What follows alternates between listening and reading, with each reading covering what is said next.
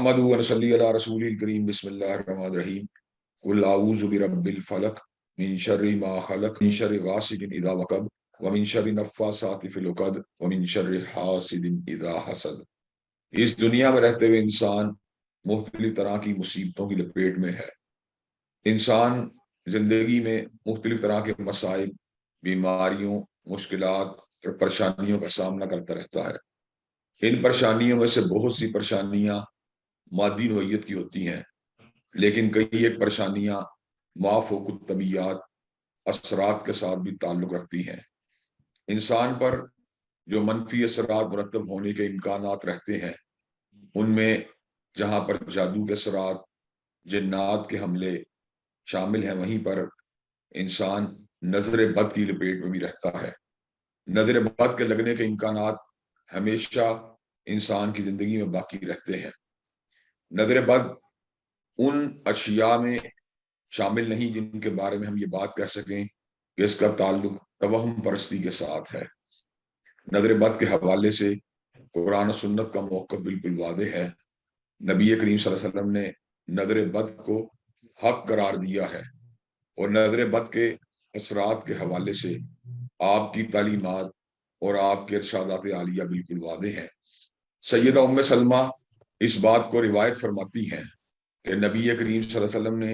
ایک بچی کو دیکھا جس کے چہرے کے اوپر داغ تھے، دانے تھے، پمپلز وغیرہ تھے یا چٹاخ تھے۔ تو نبی کریم صلی اللہ علیہ وسلم نے اس موقع پر اس بات کا حکم دیا کہ اس کو دم کیا جائے، یہ نظر بد کا شکار ہو چکی ہے۔ اس کا مطلب یہ ہے کہ نظر بد کے امکانات نظر بد لگنے کے بعد اس حد تک بڑھ جاتے ہیں کہ کئی مرتبہ حسی اثرات اور حسی جو اس کے نتائج ہیں وہ بھی ظاہر ہونا شروع ہو جاتے ہیں۔ کئی ائمہ نے اس حوالے سے کلام کیا۔ اس کلام کا خلاصہ کچھ یوں نکلتا ہے کہ نظر بد کئی مرتبہ انسان کو مختلف طرح کی پریشانیوں کے اندر مبتلا کر دیتی ہے، اس کو گرا دیتی ہے، اس کو ڈپریس کر دیتی ہے، اور کئی مرتبہ نظر بد کے اثرات انسان کے وجود کے اندر ایک حسی یا ٹینجیبل حقیقت یا ٹینجیبل بیماری کی شکل بھی اختیار کر جاتے ہیں۔ نظر بد کا تعلق توہم پرستی کے ساتھ نہیں، بلکہ کتاب و سنت کے لحاظ سے ایک مسلمہ حقیقت ہے۔ اور سورہ قلم میں بھی اللہ تبارک و تعالیٰ نے اس حقیقت کو بڑے خوبصورت انداز میں یوں واضح فرما دیا، وَإِن يَكَادُ الَّذِينَ كَفَرُوا لَيُزْلِقُونَكَ بِأَبْصَارِهِمْ لَمَّا سَمِعُوا الذِّكْرَ، کہ جس وقت کافر ذکر کو سنتے ہیں تو قریب ہوتا ہے کہ اپنی نظر بد کے ذریعے وہ آپ کو پھسلا دیں، یعنی وہ حضرت رسول اللہ صلی اللہ علیہ وسلم کی زندگی کے اندر اپنی نظر بد کے ذریعے رکاوٹیں کھڑی کرنے کی کوشش کریں۔ نظر عموماً جو انسانوں کو لگتی ہے وہ تو ملامت والی نگاہ ہوتی ہے، حسد والی نگاہ ہوتی ہے، اور حسد والی نگاہ کے نتیجے میں انسان کئی مرتبہ دل کی گرانی کا شکار، سر کے دباؤ کا شکار، اعصاب کے دباؤ کا شکار ہو جاتا ہے، اور کئی مرتبہ وہ ایسی بے چینی یا اضطراب کی کیفیت میں مبتلا ہو جاتا ہے جس کے بارے میں پریڈکٹ کرنا یا جس کے بارے میں صحیح طور پر جج کرنا اس کے لیے مشکل ہو جاتا ہے۔ لیکن اس کے پس منظر کے اندر نظر بد جو ہے وہ موجود ہوتی ہے۔ کئی علماء جن کا تعلق روحانی علاج اور معالجے کے ساتھ ان کا یہ موقف ہے کہ نظر بد کے اثرات کئی مرتبہ جادو سے بھی سبقت لے جاتے ہیں، اور بعض روایات کے مطابق یہ بات بھی ہمیں ملتی ہے کہ امت کا ایک بڑی تعداد جو ہے وہ نظر بد کی وجہ سے قبروں تک جا پہنچے گی۔ جس طرح نظر بد کے حوالے سے یہ بات بھی ہمیں معلوم ہوئی ہے کتاب و سنت سے کہ یہ حقیقت ہے، تو اس کی جو شدت ہے، اس کی جو گریوٹی ہے، اس کے حوالے سے بھی کتاب و سنت کے اندر بڑے خوبصورت انداز کے اندر رہنمائی کی گئی ہے کہ اونٹ جو ہے اس کو نظر بد جو ہے ہنڈیا کے اندر پہنچا دیتی ہے۔ تو یہاں سے یہ بات ثابت ہوتی ہے کہ ہٹا کٹا آدمی، صحت مند آدمی، تندرست آدمی جو ہوتا ہے وہ نظر بد کی وجہ سے مختلف طرح کے مصائب کا اور مختلف طرح کے مسائل کا شکار ہو جاتا ہے۔ یہ اللہ تبارک و تعالیٰ کے دین کا ایک بہت بڑا اعجاز ہے کہ اس کے اندر زندگی گزارنے کے حوالے سے جتنی بھی انسان کو افکار دامنگیر ہو سکتے ہیں، جتنی بھی تکالیف دامنگیر ہو سکتی ہیں، ان کے بارے میں بڑے کامل اور مکمل انداز میں رہنمائی کی گئی ہے۔ حاسد ہر شخص کے ہوتے ہیں، لیکن کئی لوگ حاسدین کے باوجود بھی اچھی زندگی گزار رہے ہوتے ہیں، جبکہ اس کے مد مقابل بہت سے لوگ حسد کی وجہ سے زندگی کے اندر نشیب و فراز کا سامنا کر رہے ہوتے ہیں۔ تو اس کی بنیادی وجہ کیا ہے؟ اس کی بنیادی وجہ یہ ہے کہ نظر بد ہو، جادو ہو، ٹونا ہو، شیطانی اثرات ہوں، جنات کی طرف سے ہونے والی پیش قدمی ہو، ان تمام کے تمام اثرات کا تعلق در حقیقت اللہ تبارک و تعالیٰ کے امر کے ساتھ ہے۔ وما ہم بضارین بہ من احد الا باذن اللہ۔ جادوگر جو ہوتا ہے، اگرچہ وہ جادو کے ذریعے اپنے شکار کو گرانے کی کوشش کرتا ہے، اس کا شکار کرنے کی کوشش کرتا ہے، اس کے اوپر حملہ کرنے کی کوشش کرتا ہے، لیکن اس کے باوجود جب تک اللہ تبارک و تعالیٰ کا اجازت نہیں ہوتی، اس کا امر نہیں ہوتا، اس وقت تک جادو کا یہ وار مؤثر نہیں ہو سکا۔ اسی طرح نظر بد یا حسد کا جو حملہ ہوتا ہے، کئی مرتبہ انسانوں کے اوپر اس کے اثرات مرتب ہو جاتے ہیں، اور کئی مرتبہ جب اللہ تبارک و تعالیٰ اپنی طرف سے حفاظت کا بندوبست فرماتے ہیں تو اللہ تبارک و تعالیٰ کے حکم کی وجہ سے انسان ان حاسدانہ عزائم کے باوجود پرسکون اور پرامن زندگی گزارتا رہتا ہے۔ سحر کے حوالے سے، جادوگری کے اثرات کے حوالے سے کلام حمید نے ہمیں یہ بات بتلائی کہ جادوگروں نے جب سحر کا وار کیا تو حضرت موسیٰ علیہ السلام کی آنکھوں کے سامنے بھی رسیاں کچھ یوں محسوس ہوتی تھی گویا کہ سام دوڑ رہے ہوں، اور حتیٰ کہ حضرت رسول اللہ صلی اللہ علیہ وسلم کی حیات مبارکہ کے اندر بھی آپ کے اوپر جادو کے اثرات مرتب ہوئے۔ جادو کے اثرات اتنی جلیل القدر مرتب ہوئے تو بوجہ آزمائش اللہ تبارک و تعالیٰ مرتب ہوئے۔ کوئی یہی معاملہ نظر بد کا بھی ہے۔ جب نظر بد انسان کے اوپر حملہ کرتی ہے تو اس وقت جس کو اللہ تبارک و تعالیٰ تحفظ عطا فرما دیتے ہیں اس کے لیے غیر مؤثر ہو جاتی ہے، اور جب اللہ تبارک و تعالیٰ کی طرف سے کوئی آزمائش انسانی زندگی میں آنی ہو تو پھر نظر بد جو ہوتی ہے وہ انسان کے اوپر مؤثر ہونا شروع ہو جاتی ہے۔ نظر بد کے، جیسا کہ میں نے اپنی گفتگو کے شروع میں کہا تھا، اس کے اثرات کے حوالے سے یا اس کی جو ایک حملہ ہے یا اس کی جو ایک ہدف ہے اس کے حوالے سے، اصل میں تو ملامت کرنے والی نگاہ، اصل میں تو حسد کرنے والی نگاہ جو ہوتی ہے وہ انسان کو گرا دیتی ہے، لیکن کئی مرتبہ اس کے برعکس بات بھی دیکھنے میں آتی ہے، اور احادیث طیبہ میں جو عمومی وظائف جو ہیں وہ جو لائے گئے ہیں، اعوذ بکلمۃ اللہ التامہ من شر کل شیطان وہامہ ومن کل عین لامہ، کہ اللہ تبارک و تعالیٰ کے حبیب علیہ السلام نے اللہ تبارک و تعالیٰ کے جملہ کلمات کے استعادے کو طلب کیا ہر شیطان کے شر سے، ہر زہریلی سے، اور ہر ملامت کرنے والی آنکھ سے۔ لیکن اس کے برعکس بھی مشاہدات کے اندر یہ بات آتی ہے کہ کئی مرتبہ محبت اور پیار کے ساتھ بھی جب انسان کسی چیز کے اوپر اپنی توجہ کو مرتکز کرتا ہے تو اس کے نتیجے کے اندر بھی کئی مرتبہ ماشاء اللہ لا قوت الا باللہ اس قسم کے الفاظ نہ کہنے کی وجہ سے، الحمدللہ جیسے الفاظ نہ کہنے کی وجہ سے نظر بد کے اثرات محبت والی نگاہ کے نتیجے کے اندر بھی مرتب ہو جاتے ہیں۔ جیسا کہ ایک صحابی نے دوسرے صحابی کے وجود کی تعریف کی تو وہ جس کی تعریف کی گئی تھی وہ اس موقع کے اوپر زمین کے اوپر گر کر جو ہے بے ہوشی کی نئی کیفیت اس کے اوپر طاری ہو گئی۔ تو ایسے عالم میں اس کے دل کے اندر اپنے بھائی کے لیے کوئی بغض نہیں تھا، کوئی حسد نہیں تھا، فقط محبت تھی، چاہت تھی، پیار تھا۔ لیکن اس چاہت اور پیار کے دوران جب اللہ تبارک و تعالیٰ کی مشیت کو، اس کی تعریف کو اور اس کی حمد کو شامل نہیں کیا گیا تو وہ محبت والی نگاہ بھی اثرات بد کو مرتب کرنے کا سبب بن گئی۔ چنانچہ نظر بد بنیادی طور پہ تو ملامت کرنے والی نگاہ ہوتی ہے یا حسد کرنے والی نگاہ ہوتی ہے، لیکن کئی مرتبہ محبت اور چاہت والی نگاہ کے نتیجے کے اندر بھی انسان کے اوپر اثرات بد جو ہیں وہ مرتب ہو جاتے ہیں۔ نظر بد کے نتیجے میں دونوں طرح کے اثرات مرتب ہو جاتے ہیں۔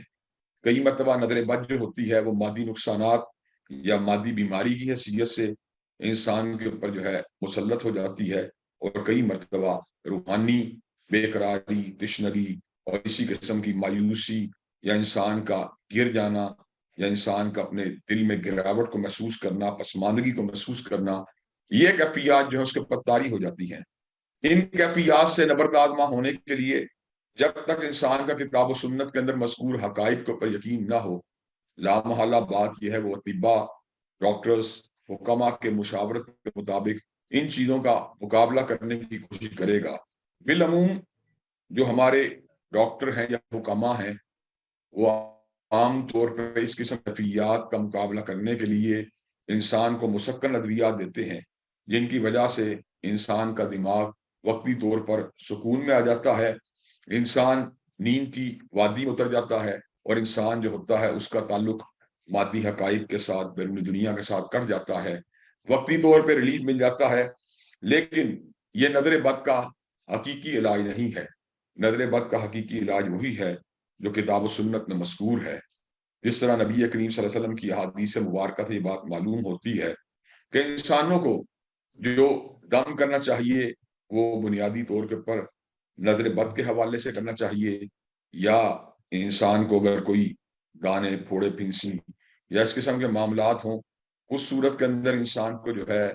وہ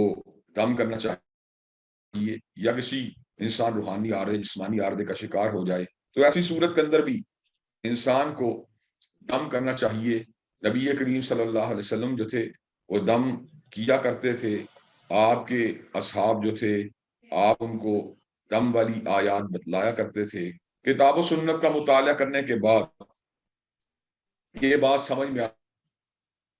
ہے کہ نظر بد کے علاج کے حوالے سے ہمیں کتاب اللہ کے ساتھ تمسک اختیار کرنا چاہیے، اور احادیث طیبہ مذکور جو معصور دعائیں ہیں ان کے ساتھ بھی تمسک اختیار کرنا چاہیے۔ جب ہم ان کے ساتھ تمسک اختیار کریں گے تو اللہ تبارک و تعالیٰ کے فضل و کرم سے نظر بد کے اثرات جو ہیں بتدریج انسانوں سے زائل ہوتے چلے جائیں گے۔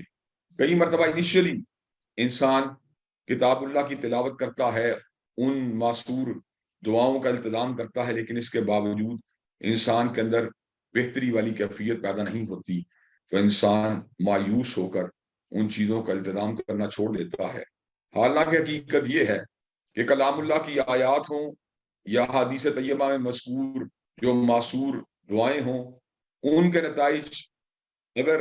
فل فور مرتب نہیں ہوں گے تو آپ کے استقامت اختیار کرنے کے ساتھ، آپ کے تمسک اختیار کرنے کے ساتھ لازماً ان کے اثرات جو ہیں آپ کی زندگی کے اندر مرتب ہوں گے۔ انسانوں کو اپنی دعا کے اندر عجلت کا مظاہرہ نہیں کرنا چاہیے۔ اذکار کے حوالے سے نتائج کے فوراً نہ نکلنے کی صورت میں مایوس نہیں ہونا چاہیے، بلکہ اس حقیقت کے اوپر یقین رکھنا چاہیے لن یصیبنا الا ما کتب اللہ لنا، کہ ہماری زندگی میں آنے والے جملہ مصائب ہمارے رب کے امر سے آ رہے ہیں۔ ہوا مولانا، وہ ہمارا والی ہے، وہ ہمارا پروردگار ہے، وہ ہمارا مولا ہے۔ وعلی اللہ فلیتوکل المؤمنون، اور اللہ تبارک و تعالیٰ ہی کی ذات کے اوپر اہل ایمان کا توکل ہونا چاہیے۔ ومن یتوکل علی اللہ فہو حسبہ، جس کو اللہ تبارک و تعالیٰ کی ذات کے اوپر بھروسہ ہوتا ہے تو اللہ تبارک و تعالیٰ اس کے لیے کافی ہو جاتے ہیں اور اس کی جملہ مشاکل کو ختم فرما دیتے ہیں۔ در حقیقت اللہ تبارک و تعالیٰ کے علم میں ہوتا ہے کہ کسی چیز نے کب فنا ہونا ہے، کب ختم ہونا ہے، کب اس چیز نے باطل ہو جانا ہے، کب اس چیز نے محو ہو جانا ہے، کب اس چیز نے مٹ جانا ہے، کب اس چیز نے جو ہے اس میں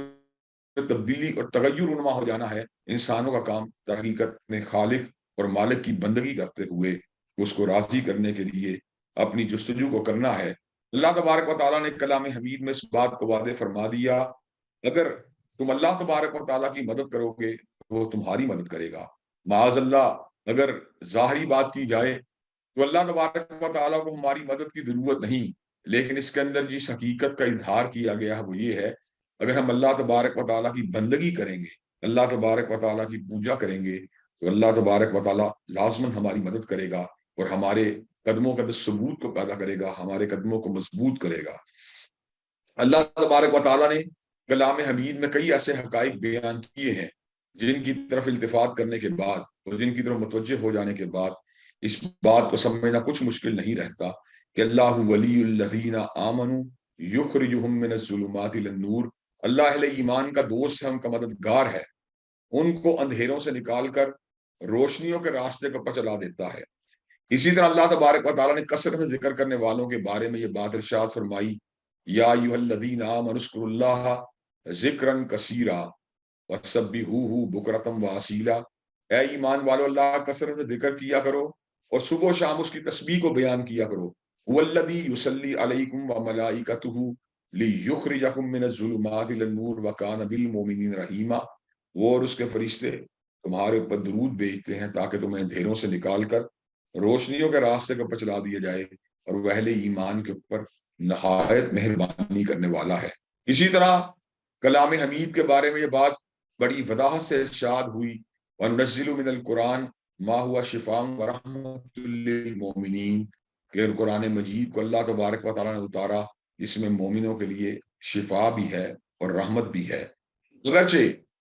کلام حمید مجموعی طور پر، کلی طور پر انسانوں کے جملہ روحانی اور جسمانی امراض کے لیے شفا ہے، لیکن اس کے باوجود